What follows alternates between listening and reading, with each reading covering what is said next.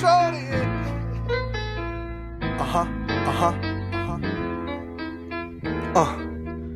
Listen, bright lights, plenty women, bottle out the bottle, so you know the boy spending. I'm chillin', New York, Yankee, looking for. Our next guest is in the building. B Cole, what's happening with you, man? What's up with you, Jay?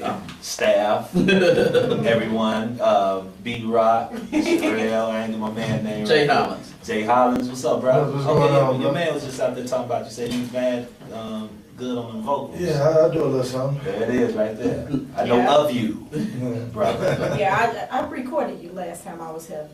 Oh, really? Yeah, What? you was Oh, on my yeah. phone. That's Oh, kind okay. of Weird, but anyway. No, it works I was about out. to That's ask what I you. mean. I said, did you masturbate to it? Oh, all right. I ain't know if I can say that on You here. Yeah, you masturbated to a shit. That's what's up. I won. My Did his day. job. Right, Yeah. I'm finna sell everything. So how long have you been a comedian, man? Man, dude, I've been doing comedy actually 20 years now. This month it'll be 21 years for me, so 21 years in the game. God Started in 1991. damn. Yeah, when I was just a baby. Yeah, you was on Comic View when fucking Shucky Ducky was out. That was a long time. Quite. When D.L. Hughley was actually hosting. When you had sponsored by Cross Colors. Yeah. Do damage. Old school, man. Yeah. Yeah, that's them the days, man. Yeah, when comedy was, there's a lot of good comedians out. Yeah, there's a lot of great comics, man. Back in the that's when originality was at its best. You know, a lot of cats coming out with just straight original material, Yes. doing their thing. But now you get a lot of comedians they recycling. Stealing is a good term.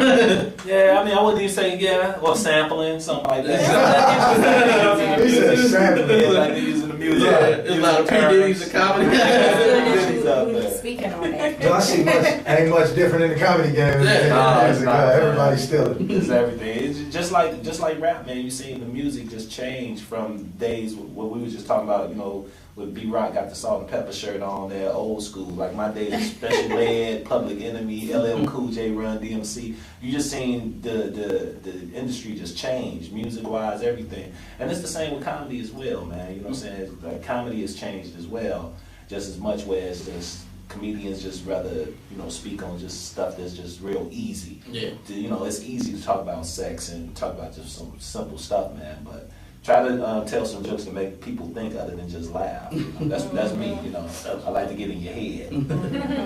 So did your family approve of your decision to become a comic?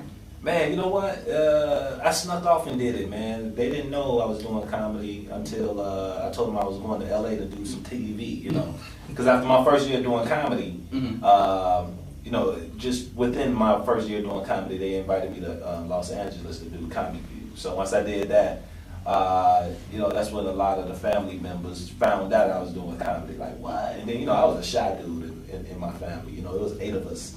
8 kids, so in the house I was in the middle, so I was the one who just sit back and observe and just watch everybody, but I was the one that didn't really speak too much, so a lot of family didn't hear me talk until I got on TV, you know, so they thought that was weird and stuff, but yeah, it was kind of some support after that, you know, big time. So, I wanted to ask you this. I always wanted to ask you this, actually, because since growing up back in the day, you were out and there was legends.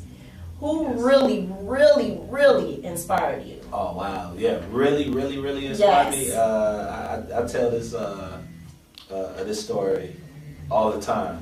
Well, of course, you know, Richard Pryor, Eddie Murphy as a kid, stuff like that made you even just discover that you even had humor. You know what I'm saying? But the person that made me actually want to get on stage and do this was my man Damon Wayans from In Living Color and stuff like that. Yeah, because it's so crazy that when I first saw him, he had his HBO stand-up special. It was only 30-minute special, and this before he did In Living Color. That's the one with the hat. He had the big hat on, Yeah. right? Yeah, you know, he had all black on and stuff like The that. oldest one. The oldest, no, not Keenan is the oldest one. Oh, But That's Damon right is up under. Damon is my Right up wife and under. kids. Okay, the old yeah, him, yeah. You know, so when you know, I didn't know his name, anything. He was just doing his thing, the whole night performing. And man, just hilarious. Me and my friend would sit down watching. I had to be like 17, 18 at the time. And my boy said something that just changed my life. He's like, man, B, he reminds me of you. And when he said that, I was like, yeah, that's what I'm gonna be doing then, you know. So that's what made me want to start doing comedy. And then come to find out, you know, like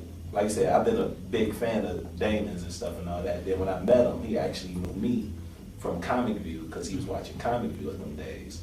And then come to find out, me and this man's birthday on the same day. Oh, wow. That's crazy. Wow, ain't that something? Yeah, so it's like, man, you know, everybody got their little nemesis out there, you know what I'm saying? Like, you know, the whole nine, you know, So and you got yours. what was your big break? Like, what comedy room did you hit and you say, yeah, this is it?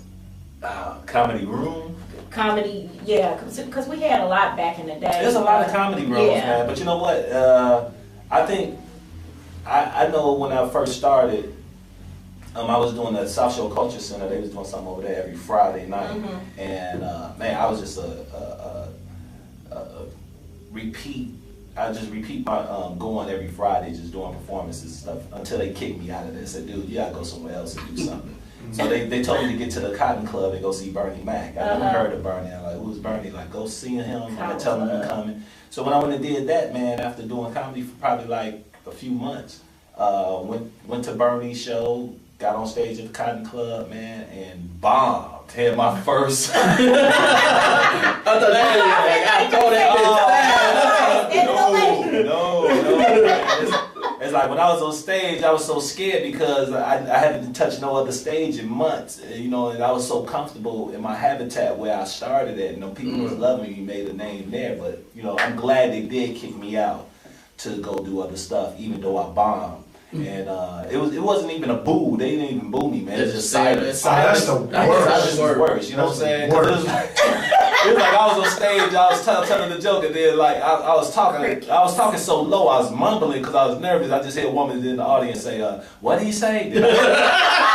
But I repeated myself. I said, "What I said is," and I repeated the joke, and it's just like Bernie was on the side, like wrapping up. Right. No, that's what a lot of white people do. I went to Zany's a few times, and if they terrible, the white people just look at you. Yeah. And then it's like, I was like, this guy gonna kill himself as soon Like, as he get off. stupid. And you know what? And like I said, I thank God that they didn't boo me or what, they didn't crucify me or whatever. But yeah, you're right. White folks, they do stare at you. Sometimes white folks encourage you to keep moving. Like, come on, you can do it, buddy. Move it.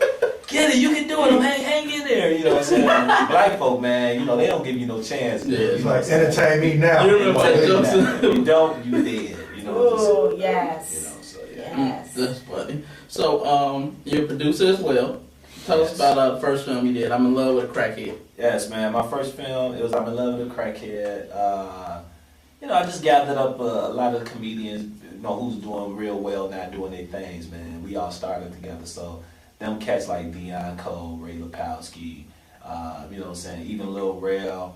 I just gathered cats together, man. I wrote a script, and I actually didn't have the money to fund it, to do the whole feature film. So I just took the money that I could and made it into a short. And the short became real popular and good. Everybody liked the movie and stuff like that. But that's what allowed me to get full funding for my next film, for my next screenplay, which was a Get Together. No, that's what's up. And I made that into a full feature-length film. No, man, you just told me that was on Showtime, right? Yeah, they've been airing it on Showtime, Stars Network, also TMC, and it's also on Netflix, running on Netflix too. So it's running this course. Yeah, it's running this course, man. Like I said, it's, you know, it's been released in 2005, and you know, like I said, it's a lot of people who've seen it, and there's a lot of people who haven't seen it. So it's just one of them, the movies that stand the test of time. You know, like Cooley High. Yeah. It'll never get old. You know, Right. it's really sincerely a cult classic. You know. So, you got a question there? No. Oh, hey, you did. So, what is the craziest spot you ever did stand up? Like somebody put, because we heard a story from Ballhead a few weeks ago, and so what's the craziest thing that you've seen either backstage or on stage? Oh man, craziest thing I ever seen. 20 years, it's been a lot of stuff, man. From seeing comedians get approached on the stage, get stolen, you know what I'm saying? Wow. Yeah, you know, I seen this guy get, you know, it was like it was like a comedy show going on, but the band they left the stage, and then the comedian was performing, and he was kind of bad. Then he just went on and started talking about somebody. A dude walked on stage, stole on him. Dude fell all into the drum. Hit a little rim sock. Dude, just like I mean, it's stuff like that, man, and you know, places that I performed that, you know, pretty crazy. I remember we used to perform at this spot, the Warehouse on 103rd, right off King Drive, and they had they had the stage behind the bar. You know what I'm saying? So like, you know, while the waitress making, bartender making drinks and all that, man, we on the bar behind the stage performing. So that was kind of awkward, man, and stuff. But it's like, Sound like Shrine. yeah. But it's like, man, it doesn't matter, man. People that want to laugh and stuff, we definitely gonna perform regardless. But we'll perform in some crazy places. Well, What was it that encouraged you to get into film? Man, what encouraged me to get into the film is actually, I was auditioning for some films that came by in the city, and I remember auditioning for Barbershop, and I wanted to be in Barbershop bad, you know, so I didn't get the part I auditioned for, and they asked me to, you know, play an extra, which was a customer inside the shop. And I was on set for a couple of days, man, the whole night. I was like, you know what, I couldn't do it, because they was treating extras like cattle, you know. You know, everybody got speaking lines and starring in the movie. You know, all the main actors, they was treated well, but I wasn't feeling the whole, you know, being ran like that as an extra. So I quit. I just told them I wasn't coming back, and then that's when I went and started doing, you know, did my scripts. I did I'm in Love with a Crackhead, you know. Yeah. So, do you still get nervous? In what situation though? Like right now, or on stage, or? I mean, Because I'm nervous talking out right now. I'm sweating. Oh, I'm sweating like Mike Tyson is smelling me right now. like I was gonna say on stage, like do you still get nervous when you about to go up? You know what? I do and I don't. Sometimes when I can say I do, but if I say I don't, that doesn't mean I'm confident, overconfident. You know what I'm saying? Right. Because if you're overconfident and all that, it can kind of backfire on you and stuff like that. So, But I still be nervous, but my nerves are buried a little bit. It's not as nerve-wracking as it was when I first started. But once I get out there and do that first joke and they welcome me, all that's out the window. yeah. So what? But that's how you get out there. That's how you overcome your. You know, get out there and start with your first. You start with your first joke. That's why I always, like, with my first joke, I always made sure my first joke was that kind of surprising shock around the corner joke where people don't see it coming. It's kind of like that grenade joke. You pull a pin and just toss it, and in 3 minutes they get it, like, oh, you know what I'm saying? So it was like my very first joke I ever told was, man, I'm a young black male, just finished college. You're there for a black man doing that, and everybody went crazy. You know what I'm saying? They see a young black man on stage, somebody finished college, so you know they happy for me. Then when the applause kind of died down, like, well, I ain't graduated, just finished going. And that was the laugh. And once I got that laugh, that was, you know, pretty much, man, they ready to hear what else you got. You know, but it's always that first joke. It's that first joke. that's what's up. So how do you deal with hecklers? Now, out of 20 years, I know that you have seen bullshit happen. Oh, man. So how do you deal with hecklers? Well, hecklers, man, I can say in 20 years, I haven't had a lot of them, but I made it a technique of mine where my jokes, as I perform, man, it's like I hit them like a bunch of jabs. I do a lot of jabs, you know what I'm saying? More like punchline, going right into the next joke, punch, punch, punch, punch. Whereas like, you know, even if I've seen people in the audience try to holler something out, but they can't because they don't get a chance to. You know what I'm saying? Because I'm not pausing. There ain't no silent moment in my, you know, no dead air where somebody can just jump in and say something. So it's like once I get into a little bit, I go into it, hit them with that punch, people laughing, I'm right on to the next, then on to the next. So it you know, so I make it where it's like, you know, like double dutch, man. You can see a heckler just going in, you don't know when to jump in and stuff, but I don't allow it no time. But if it does happen, I always have some things, you know, I'm real good on looking at somebody real quick and saying something quick and, you know, talk about them and all that. But you always got to have a few of them ready already, just in case. Yeah, it all depends on where you're doing the room at anyway, too. That, Yeah. that plays a big part. If you Oh, have yeah. to go do it in his basement or you go do it at Yeah, a real you'll start comedy shitting. place, Yeah. you know what I'm saying? And the first, I think it was one time that I seen somebody or heard somebody handle it happen really quick. And I don't know where, I forgot who said it. They was like, hey, will somebody put something in his mouth? My zipper is stuck. And that was just like so on point, Yeah, quick. see. You know what I'm saying? Everybody gonna laugh at that because he said it so fast. I See forgot what they who call said those that. are stock Martin jokes. Lawrence. I heard Martin Lawrence say it on Def Jam. See, Yeah. you heard Martin Lawrence say it, you heard Robert Harris say it. I heard comedians Now say it, yeah. And it's just like, you know, it's like who originated, who really originated. So they kind of consider that stock, like stock jokes, something to borrow. You know what I'm saying? When it's at need. So sometimes when somebody creates something a bit like that or something like that, something real quick. Sometimes you got to give it up for stock. You know what I'm Right. saying? Like it's a stock joke, man. You know, that's something that everybody can use. A one line, Right, two line. pineapples. Yeah, something like that.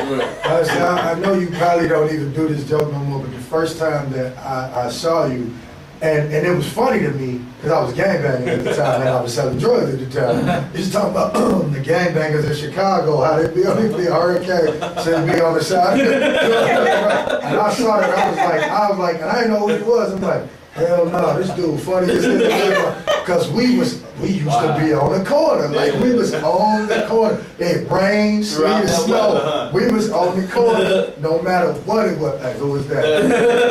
That's how I saw it in my neighborhood, man. Yeah. So, yeah, but it's like they out there through all type of weather. But I did do that joke on Comedy View, and then like I said, I haven't done it. I haven't done it again, man. I think I've done it another time live when I think I was at the Airy Crown, and when I did it, I think that was the very last time I did it because I was doing it so much. You can kind of hear the joke dead. It's just like, all right, it's enough of that. We're retired. I got one more.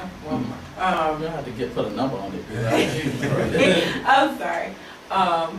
Speaking of comedy clubs and things like that, for one that's not around anymore, what was it like being at All Jokes Aside? Man, all jokes aside, it was cool, man. It was a home for young black comedians, man, to come on and do their thing. I was actually afraid to go to All Jokes Aside when I first started. It was a year before I actually went because I figured like, man, that's where the professionals go. Let me go. I'm not going there. So I started doing comedy in the lounges, like east of the Ryan.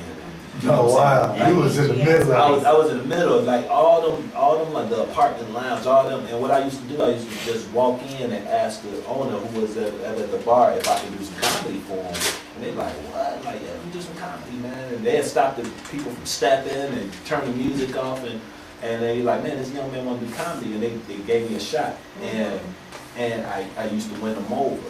And when I finally got all jokes aside. On the open mic night, man, it was a breeze because me not realizing like this is what people come for. They come to laugh, you know. So I was actually doing the hard part first. Right. So when I finally did get all jokes aside, man, it's like my first performance there was like, it was great because the training I had before I got to that point, and I had explosive sets. I remember Adele Gibbons, she was hosting that first night. She was hosting an open mic on Wednesdays at All Jokes Aside, and man, I just fit right in. I want to ask you a question, just similar to what I asked Hope Flood. Shouts out to her. Was it when you first started out? Was it anything like it is now, where you got comics being very ignorant and disrespectful towards other comics, stepping on their toes? It's just a lot of disrespect and cutthroat, and just Yeah, I mean, when I first started, it was a lot of love coming in. You had some people kind of was intimidated by you because you was young coming in, and you was kind of pretty like ass. lighting up the spot. You know what I'm saying? Stuff like that. I had trouble with all that, but at the end of the day, they was like, but you know what? He's good and he's respecting the art and he's a comedian. You know what I'm saying? You get a lot of cats come in, man. They come in basically for the wrong reasons. They come in, they think they're gonna come in and make money right away. They do it for the women, they do it for the glory instead of the passion. And them the guys right there who's troublemakers. They disrespecting other comedians, and you know what I'm saying. it's no brotherly love up there at all, nowhere. And I feel sorry for Sisters the equal, female sisters. period. I feel sorry for the female comedians because they, a lot of guys. Don't feel sorry for me though. Yeah, but I mean, but comedians they do give the ladies hard times. Yeah, But yeah. like, you all have to really wear some tough skin in this business. Man, and you all feel that. me? But my thing is like I just stay away, man. I'm really the Han Solo of comedy. I just be on my own. You very humble, like, you know what I'm saying, and that's one thing I love about you. You so humble from the beginning. When I first seen you ever do, stand up, and I wasn't even in the game or trying to be in it, you know what I'm saying. And I'm just like, this cat is very humble. I mean, I've been loving you from the time I've seen you all the way until now. Like when I got my first break to be on a show with you, I was just like, you were not. I was dancing. My kids was looking at me like, man, you don't know. I'm on the show with Be Cold. You know what I'm saying? And that was just real right there. And then I made my kids sit down and YouTube you and watch you and everything. Like, y'all don't sit down and watch this. I like the last year since I started doing the sketches and stuff, I've been hanging around with a lot of comics, and a lot of them motherfuckers are crazy. Like really, like I'll be hearing stuff, I'll be seeing stuff. I'm like, these are crazy. These people are not right. The crack babies grew up. Yeah. There's a lot of crack babies doing comedy these days. I be hearing some of the stories, and I be seeing it. I'm like, I can't be around these. Yeah. So I see why you solo sometimes. Yeah, I really consider myself an artist, man. You know what I'm saying? Like I said, I'm not into all the flashy things, and you know what I'm saying? A lot of comedians try to be like rappers these days. Rap is the new basketball. And in the early 90s and shit, when everybody wanted to hoop, rap's the new basketball. So you got basketball players want to look like rappers, football players want to look like rappers, comedians Want to look like rappers, like it's the new basketball. They trying to be dancers now. Yeah, I mean, that's the thing too.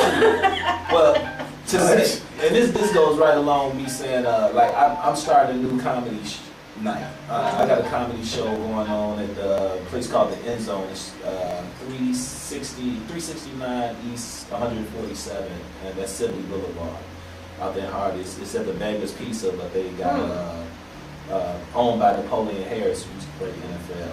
Yeah, you play for the Raiders. Yeah. Then you go to Thornton.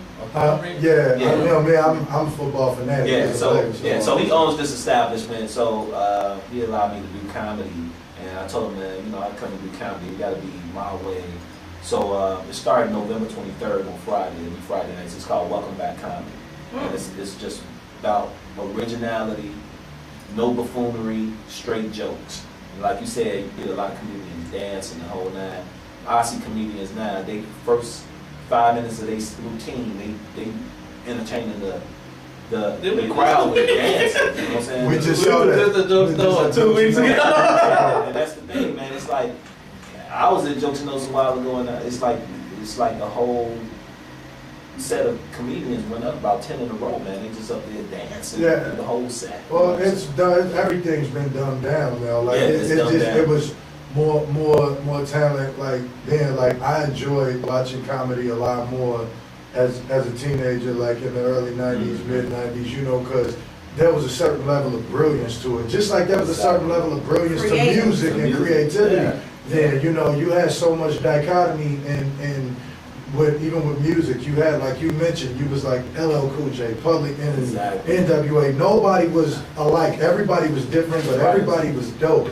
Now, I swear, we just watched about 5 comedians go up and Jokes and Notes with the same damn routine. Yeah, and that's the thing, and because you got people that really take the time out to write, you know what I'm saying? And then if everybody, like half of them that went up and then they done popped the thing and, break dance and stuff like that, footwork stuff. Yeah. How can a person who has a story to tell, a funny story to tell, come up behind that? Yeah, exactly. You done got the crowd, ready to fuck up and rock. And shit. I go through it all the time, but you know what I'm saying? It's just, man, just be yourself, do you. Yeah. That's all you can do. But people need to know it's more out here than that. You know what I'm saying? It's like my audience is getting younger and younger all the time. Cause like I said, I've been doing comedy for so long. I don't even see the people who used to come out and see me and the other comedians that I came up with. They got families. They going doing their thing. They busy. So now you got a lot of younger cats coming in and as audience people, but like they not getting that real comedy, and they need to know that it's out there. You know what I'm saying? It's a real genuine comedy out there. And speaking of wit, it's hard. People don't know how hard it is to come up with like good jokes. Mhm. Like, so I know you probably had someone sample some of your jokes. How do you deal with it? Do you confront the person? Because I asked other comics, a lot of choke shit out of them while threatening to kill them. Exactly. So how do you deal with it? You know, it's a lot of it going on, man. Stuff like that. You know, a lot of cats take your jokes and stuff like. But my thing, and how I always handle stuff in the past, I really just didn't say anything. Honestly, I just let cats, you know, okay, cool. I'm just gonna continue to keep writing, do my thing. But no one can ever do it better than you. You know what I'm saying? They can never do it better than you. But and I still do it, but sometimes I just take it out. If they doing it, then we hear other people doing it and stuff like that, man. Then nobody know who came up with it, Right. and you look like you stealing your own bits. Right. Like where you get it from? Speaking of jokes, still, shout out to Carlos Mencia. Yeah, you know what I'm saying? Like they tell you, like you got comics telling you, like, man, it's up for grabs if I'm further in my career than you are. Yeah, I've heard that said, but I just know when everybody calls you a thief, everybody is lying. He stole a Bill Cosby joke. Now that I was like, that's ridiculous. Like that's more like somebody. It's funny, I'm gonna use it. I'm like, Somebody using Goonie Goo Goo or something like that. like how do you, like, somebody's gonna whoop your ass. You Like, can't come back from You that. can't come back, and then you see these comedians on TV. I was just watching Shaquille O'Neal All Star.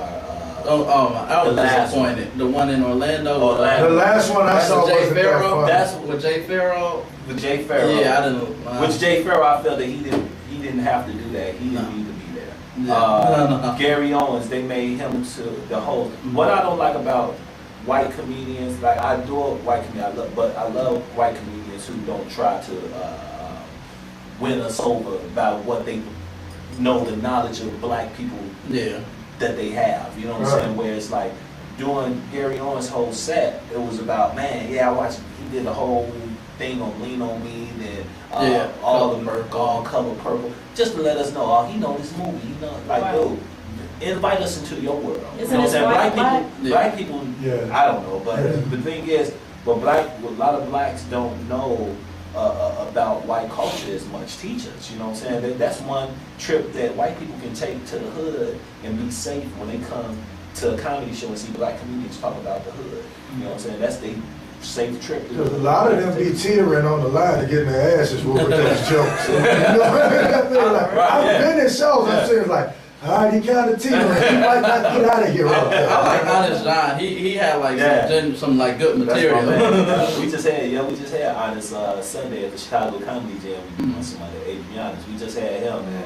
And hilarious old guy, man. He's really a true hippie, dude. Like, smoke weed to this day.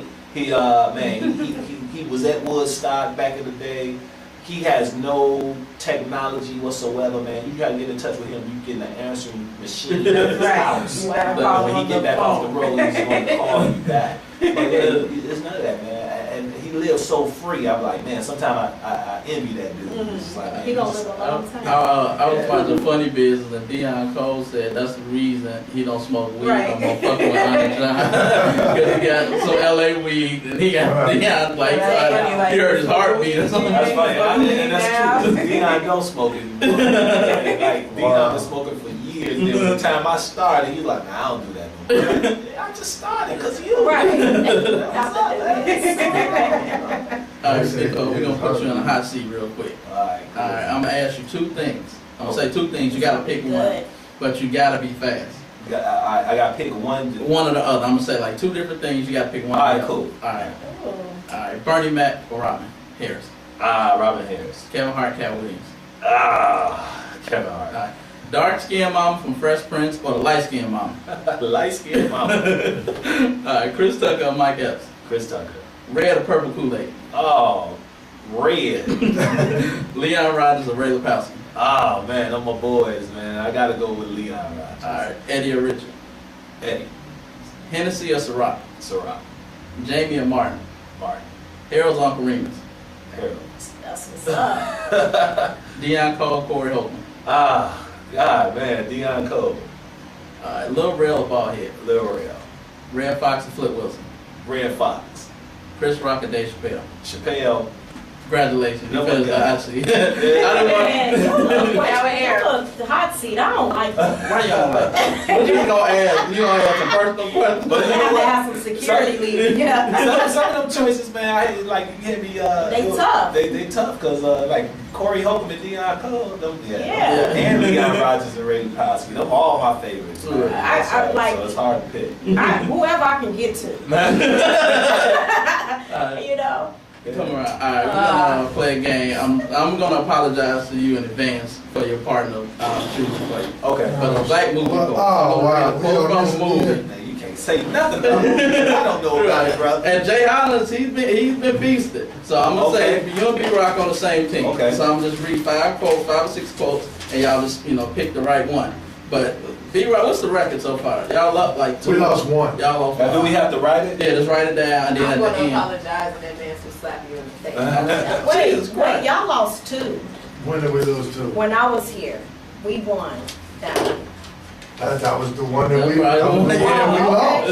Hey, no, So, yeah. She was my partner. You hand me pen and pad, so what I need to write down? Just write down the answer. Okay. Yeah. Oh, okay. Oh, I definitely don't do that. Alright, y'all ready? Yup. Alright. It's mad money out here, dog. Mad money out here. When you trying to get it, you gonna bust your gun to get it?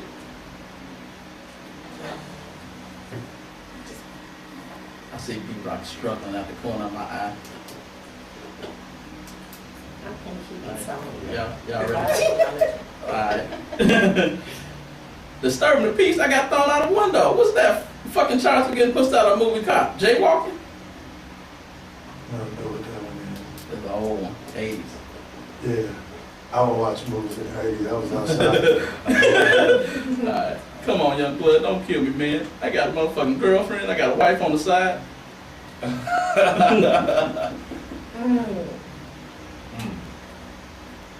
Alright, next one. No, if he wants some cornbread, let him come up front and get his portion of cornbread. That's your cornbread, fuck him.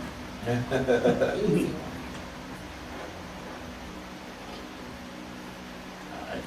You got shit all twisted. You got an Oedipus complex. You want your mama to be your woman, but this is my woman. Oh, shit. I know what that is. Man, you look just like Alright, the last one. The name is mine. That name got my daddy's blood on it. If she want to go, she can go wherever she want.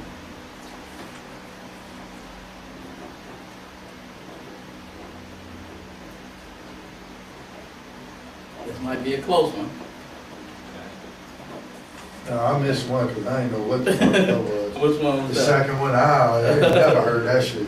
Yeah, I'm sure it's a movie I ain't never seen. I'm sure you see it. I can guarantee. Alright. But yeah, I don't even. Yeah, Alright, the first probably one. lost this one. The first one, it was close. A lot of people died in the movie, but it was actually Belly. Dang, I was thinking that. I know that. I That's. was paid in full. I thought it was better. The second one was Beverly Hills Cop. Oh, yeah. I wouldn't have remembered that. I think I saw that movie once. picked it between the 2. Me, Beverly Hills. I would have The third one was Next Friday when Pinky was about to get shot. Oh, When Craig put the gun out on Pinky. I was not even Y'all got thinking that about one. Let's see, the fourth one, Life. Y'all both got that one. Baby Boy. So it was It's a a tie. tie. It was a tie. Yeah. Wow. it. Wow. Man. That's what's So up. what's the tiebreaker? Nothing. It's just a tie. I'm good with that. Good job. Thank you very much, B-Rock. Help me Thank out. you. B-Rock didn't win the week of the team. That's a good thing. Right. Shout out to B-Rock and her I camera. apologize. Man, All right, before you kiss go, my ass in evidence. the topic of the show, this week's show was, could you be with a woman whose sex was great, but horrible conversation? Could I be with her? Yeah. Man, no. I gotta have conversation. I have to have a good conversation. Could she be a dip? She can be a dip. B-Rock I said that. She put that out there. Well, I mean, you know what? If that's all she's good for, then that's what she's gonna be good for. But me personally, I gotta, the conversation leads to that Right. for me. You know what I'm saying? Because you gotta know how to talk. For me, I like to know a person in the head how they are before I get down with them, man. Because you find out they crazy after you get down with them. then So- it's too late. Somebody should have So- told that to Steve McMahon. Is that the older B. Cole, or back in the day you probably could reconsider? Man, yeah. That's the older Nicole. I'm more mature than back then, the whole nine and everything. But I had to go through that to know that I don't like it. You know what I'm saying? Right, So it's like, okay. you know, just sitting there and then you just looking at your watch, you ain't saying a word, ain't talking. Even silent doing sex, Yeah. that's horrible. You know what I'm saying? The worst is somebody who not only have bad conversation but is stupid and just says something ridiculous. Oh yeah, yeah. Like I vote for Obama for a third time.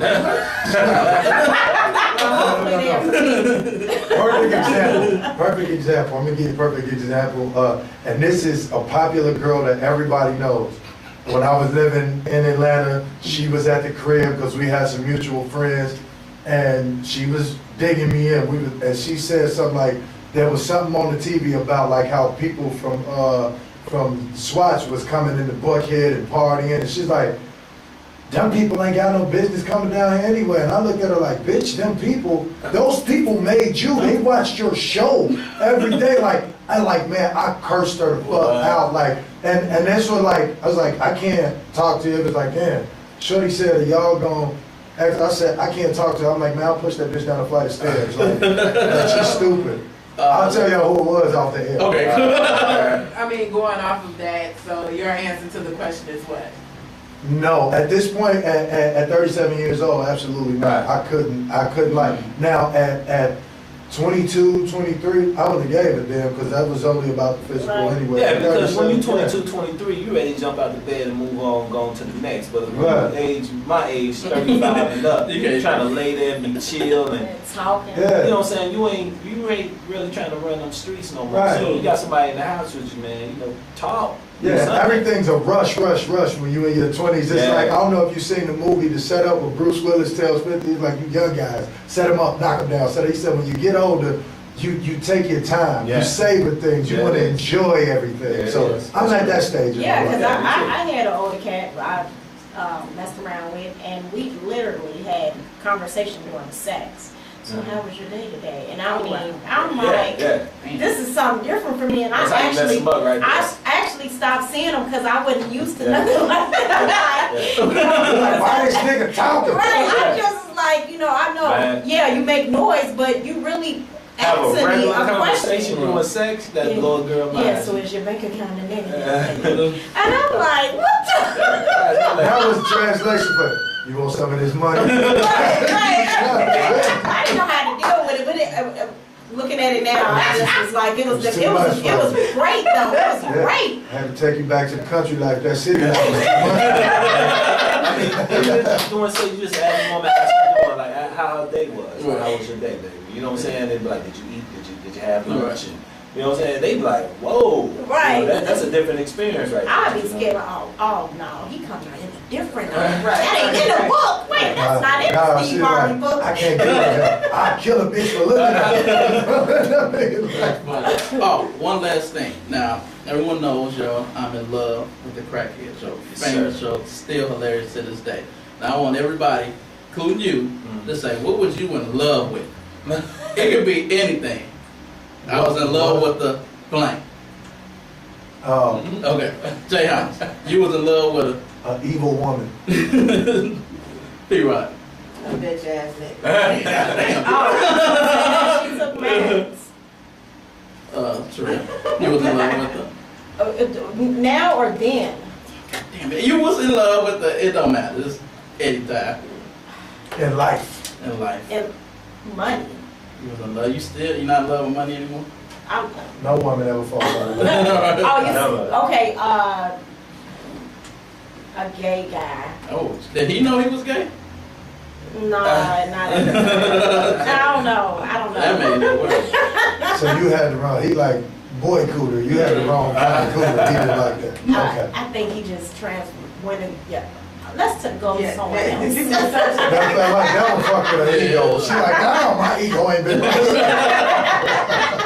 Yeah, I was questioning myself after that. I was like, what? I was in love with a whore, and I didn't know she was like promiscuous, and everyone tried to tell me, but I was stupid, and I didn't even have sex with her, but everybody I know had sex. How you ain't smashed the bus and everybody else did? Because she was like fronting in front of me, like she was this good person. Okay, How I did know. you fall in love with her? I don't know. It's always that. That's that bullshit right there. This is what I'm talking. Oh, I'm reclaiming my virginity. You done fucked 17 dudes and I'm number 18 and you don't want to give me no pussy and I'm the one that actually care about Found you. herself. You the dude be holding up the train by in the room with her grapes. Right. Found You herself. know what I'm saying? She found it. Fuck it. I'm the one that actually care about you. I'm the dude that's gonna fuck you and not leave. And then my boy, I was getting mad at my best friend. They disrespect me like, you ain't fuck that bitch yet. Like, hey, don't talk to her like that. Her name is Carol. She hasn't made it. Off the shit. Hey, baby, it's about us right now. Hey, that's what Kanye going through with Kim K right now. Yeah, everybody. Dude, did you see Ready to the wipe? picture that they took and the look that Jay had on his face? Like, really, dog, you finna wipe this bitch? Wow, I didn't see that, but I. They was all sitting there. He was like, Wow. But yeah. G, you don't even need a picture for that. The perfect example was what award show was it? Was it the BET? Oh yeah, Yeah. she was there. And Beyonce and Jay faces during that whole She time just was, looks- and their posture and everything was priceless. Looks Like so that unwelcome. Right. Yes. they said B done threatened her a couple times. Probably. Really? Yeah, they said she threatened her. Shit, they was talking about on Yeah, GCI. get beside Wow. yourself. They was like, B was like, look, bitch, this is how it's gonna go. Cause I know you know what I'm saying, you notorious, right? Nah, you notorious for fucking, you Yeah, like, right. you might be next to him trying to get next to him. Bitch, I kill you. Lay it down, B. Lay it down. It was on a Family Feud. Steve Harvey asked the question: who would be who would be considered a royal family? And one of the answers was the Kardashians. They done made this family bigger than what they really are. Yeah, yeah. Oh, because No, of Ray J. because of Ray J. Like I said, Ray J and the look, Ray J's come up line should be, hey, fuck me, I'll make you famous. That's what's up. Wow. Well, Pico, man, I want to thank you again for coming out, man. I really appreciate it. Without a doubt, bro. If anyone want to reach you, book you, what's the best way? Man, hit me up on Twitter, BCole World. That's BCOLE World. And hit me on Facebook, man. Find me on Facebook, BCole. And also my website, allpowerworldwide.com. Allpowerworldwide.com. I wouldn't be Miss Sherelle if I don't ask this question for everyone who's listening. What advice do you have for upcoming, comics? Man, upcoming comics, really just, man, be yourself and be funny.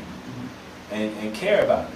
Respect. And don't get choked by bald head behind stage. Nah, that was dirty, Jay. I think bald headed choked almost every comedian in the game. Those damn no bald headers and gangsters Right. for real, like. Bald headed choked What? everybody. And he took off his bandana. He's like, I got shot in the head. I'm like, yeah.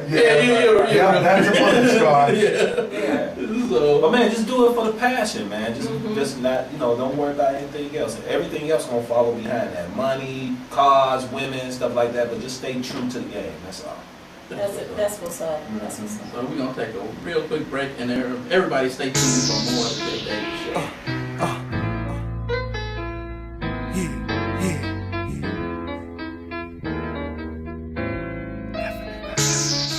We don't need no petroleum.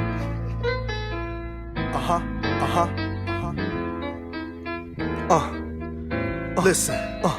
Bright lights, plenty women, bottle out the bottle, so you know the boys spending. I'm chillin', New York Yankee on. Looking for a bad bitch, tryna take her home. She chillin', dancing to her favorite song. I'm lounging, tryna see what she on. Shit, and every